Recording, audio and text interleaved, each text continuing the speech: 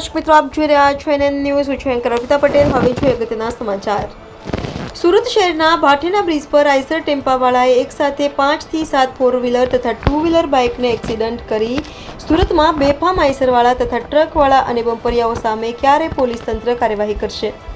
Reporter Pinkal Tailor, NN news Surat. દર્શક મિત્રો, NN ન્યૂઝને લાઇક, શેર, સબસ્ક્રાઇબ કરો, બેલ આઇકન પ્રેસ કરો જેથી આપને નોટિફિકેશન્સ મળતી રહે.